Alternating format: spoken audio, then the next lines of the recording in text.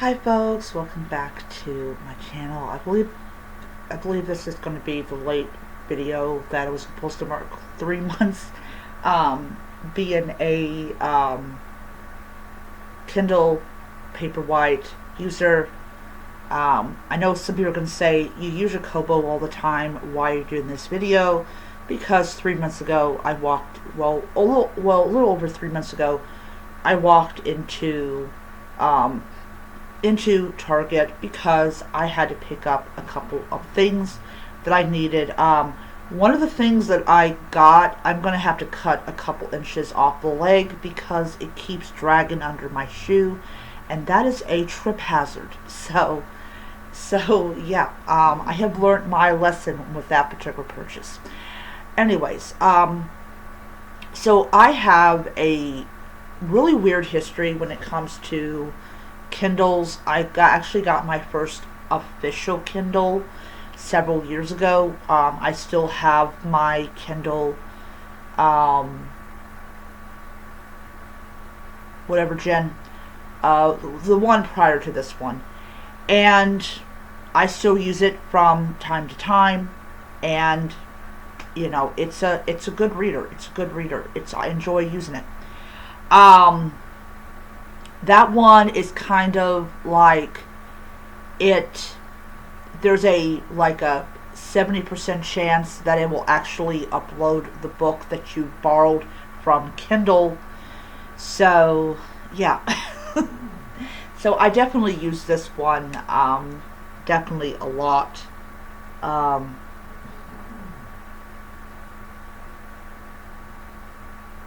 Yeah.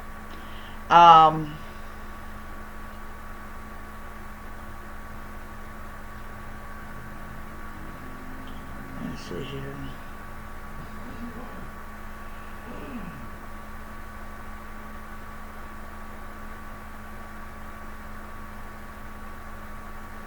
Alright. Okay. So anyways, so this is my 12th gen Kindle, and this is the black and white one. This is for people that, first of all, do not want to pay the extra money for a colored version. My colored version is over here right now charging up. So I'm reading on this one because out of the 3 Kindles that I use most of the time, this is the one that has the most battery. So yeah. Alright, so for people that are wondering why you have a Kindle and why you have a Kobo, I also like to add, I also have a Nook as well. It's great to have the option of not supporting Amazon and all that type of stuff. But I'm going to be honest in my review of my having this device for 3 months. I will actually back a little over 3 months, so that people that might be on the fence of getting an e-reader will know their options, which is why I do these videos to begin with. Going to give you guys my own personal opinion. And also, here's a piece of advice: never ever ever take an opinion from someone who doesn't actually own the device. So when I do my Kobo Clara review, this is based on me using it. If I do my Kobo Libra Color review, it's based on because I use it.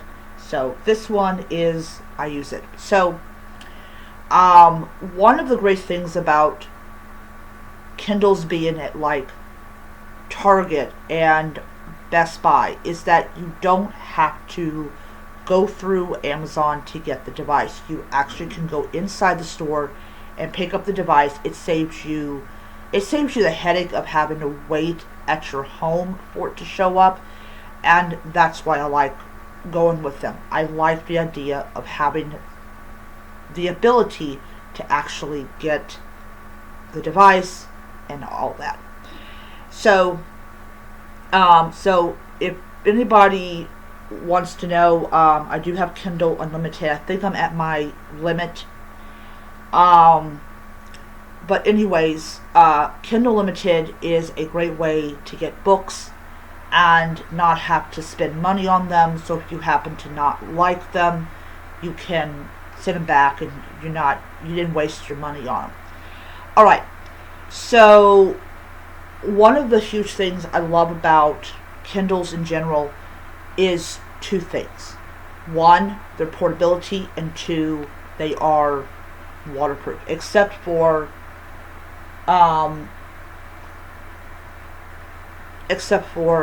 this device here.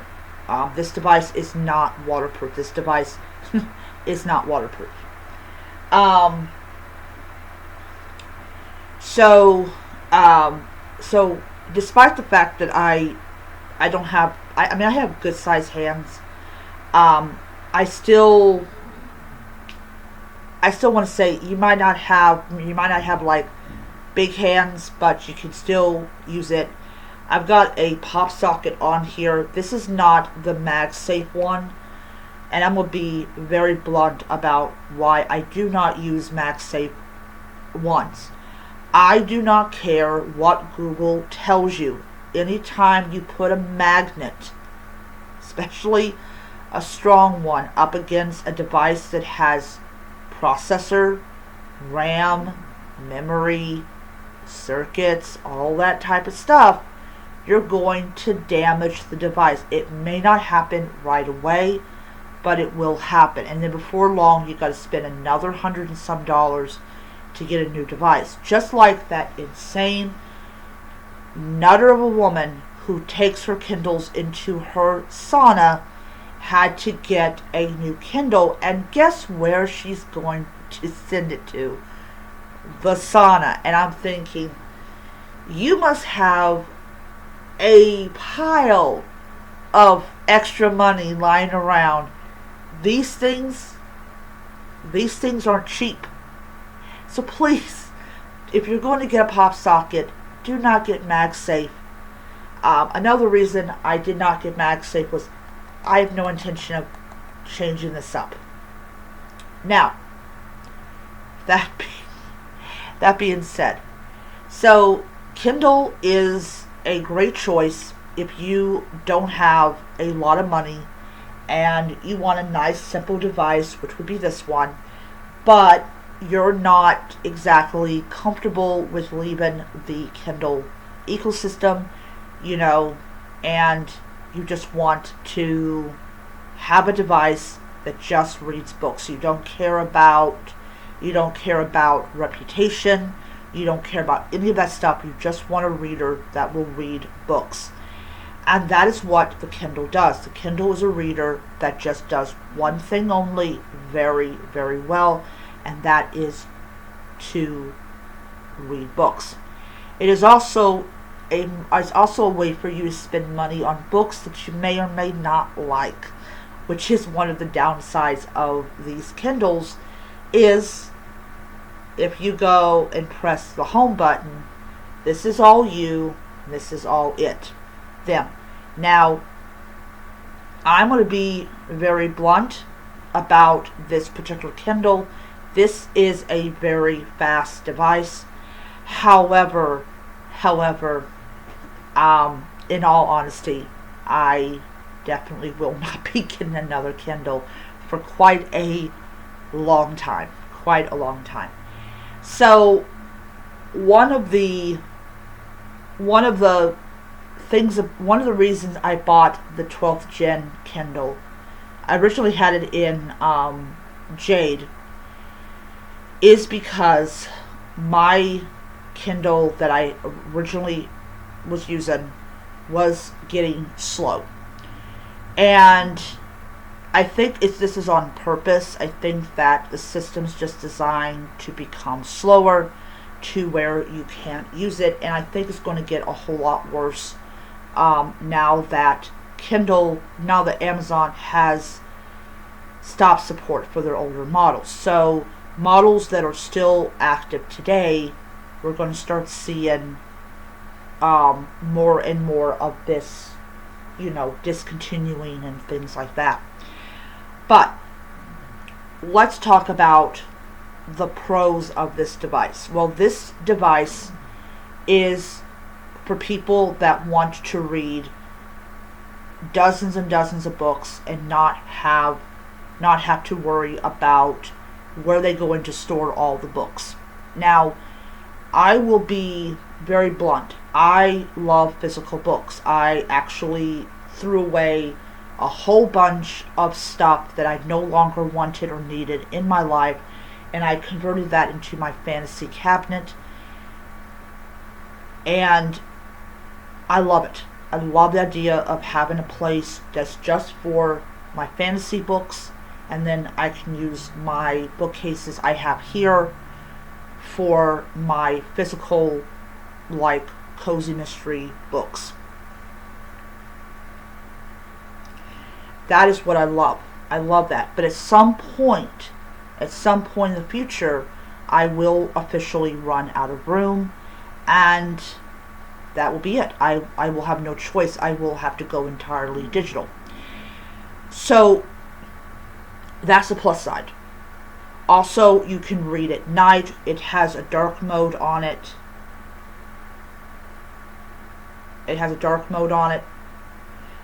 So if you want to read at like 3 o'clock in the morning, you can do that, which is great.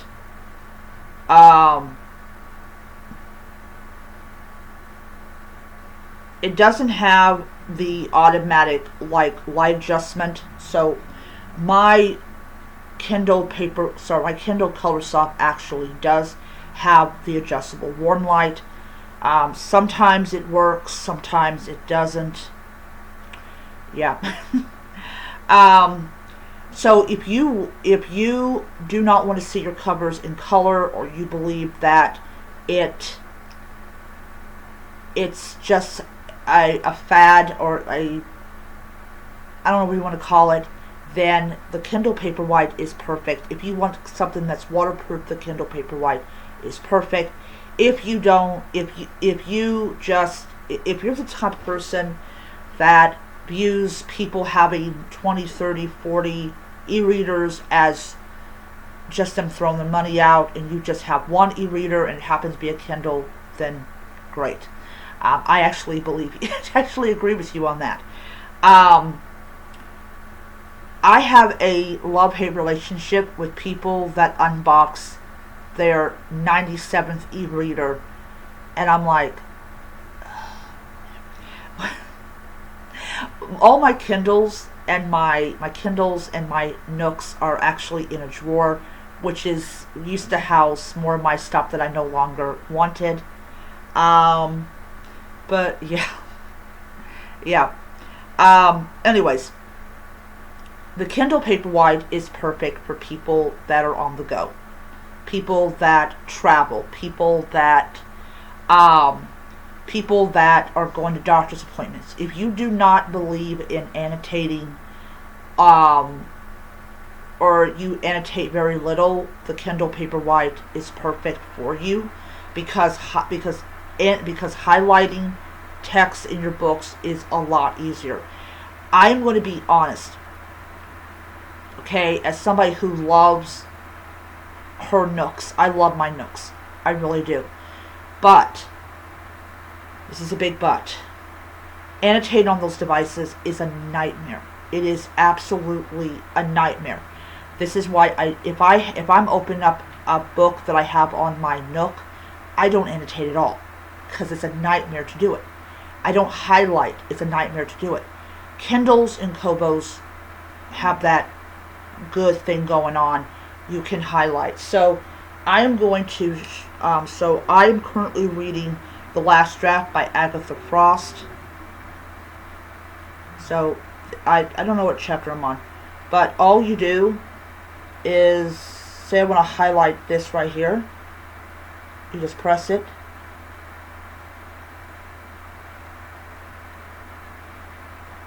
And there you go. Now, it doesn't do it in color because it's not a color soft, but it was much easier to actually do.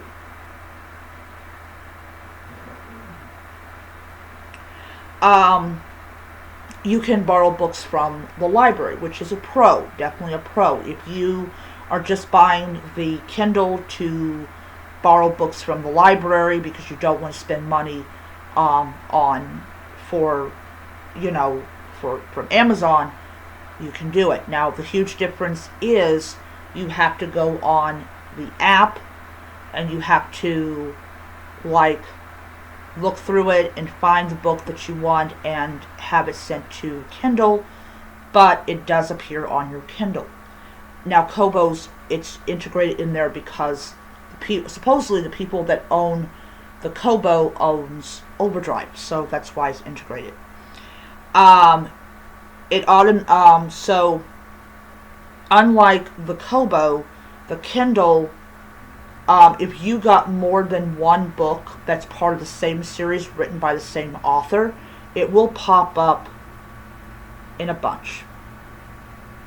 Right here. So here's the difference. I'm borrowing this one because it says Kindle Unlimited on it, but the one right here says it doesn't have it. It means that I acquired it, either it was free or it was cheap, and I was able to do that. You can listen to audiobooks on here. Same thing with the Kobo, you can listen to audiobooks as well. But unlike Kobo, you gotta pay for your audiobook and all that. I like the dark mode. Now, I do not take this with me everywhere all the time. Yesterday I took it to work because I am reading the Mayhem, I think it's called Mayhem and Immortal. I am reading that, but if I want to just sit there and splurge on a whole bunch of Kindle Unlimited books, I can. I'm currently reading, well, let me just make that available offline. I like it has a cat in it. Every single one of these covers have cats on it. But yeah, so I'm splurging this series, and I'm hoping to have it read by the end of the month. And once that happens, what I will probably do is just go on Amazon, see if the series is available as physical, and just swoop in and get all 6 books and all that. Also, you have an option of following the person on, if they're, let me rephrase that. All these authors you can follow on their Kindle page, so anytime they bring out a new book, Amazon will automatically inform you that, hey, Susan Wilson is bringing out a new book this month. You want to pre-order it, and if you're a fan of the series, you're a fan of her work, you're a fan of the series, and you want to pre-order it, you can pre-order it. They allow you to pre-order right on the Kindle, which is always great. So there is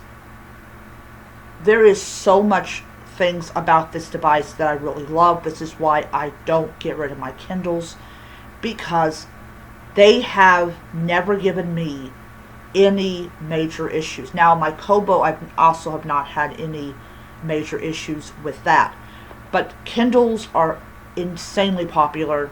They just do one thing and one thing very, very well, and that is helping you read books. And for a lot of people that have accessibility issues, Kindles are great. Now, I've been hearing there's some issues with accessibility on the Kobo.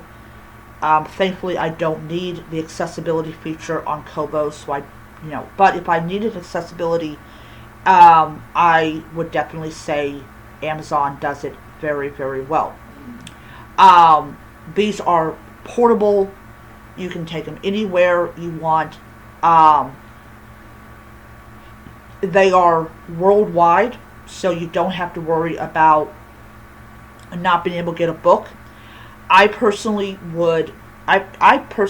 if I was traveling and I didn't have access to Wi-Fi, I would buy like enough books in a series to do me for the entire trip, and that is what I would read. But if you also don't want to spend money for ebooks, Amazon does have an option where you can get books for free, which is always great. Always great. Um,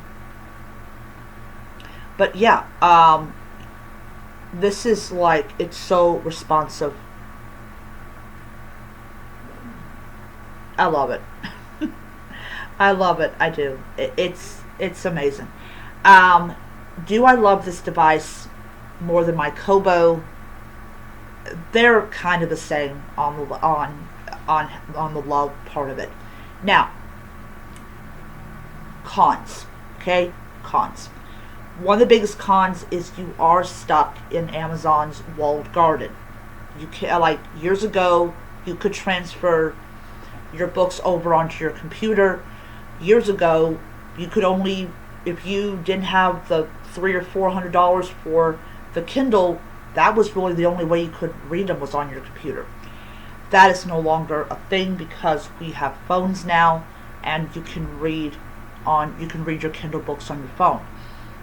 Another big con is it is not integrated with the library. They have a partnership with the library, but that's under the assumption that there's a good chance you will just end up buying the book from them. Another big con is this is all, like I said, this is the store.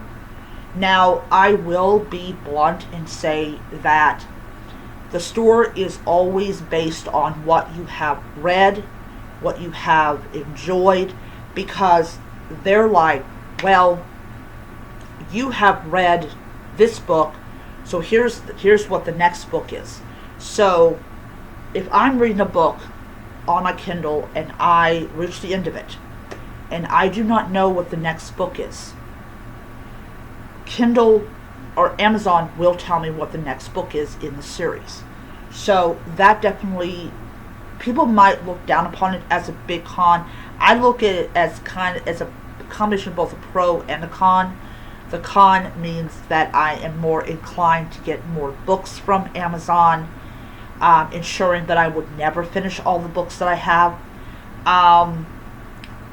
But the pro is, at least if I'm interested in the next book, I'll know what the next book is. So it's giving me the information and all that type of stuff. But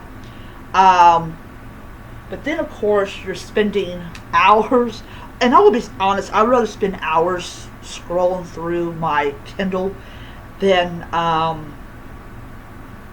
than on my phone. But yeah.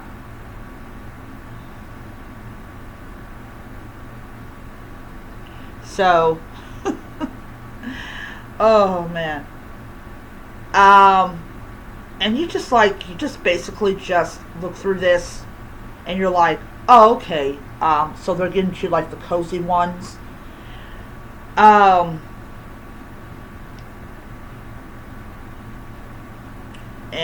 you're just scrolling. You're scrolling, and you're like, oh, okay.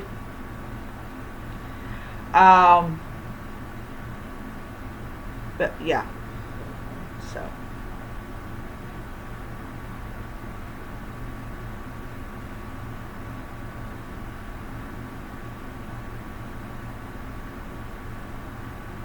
Nice.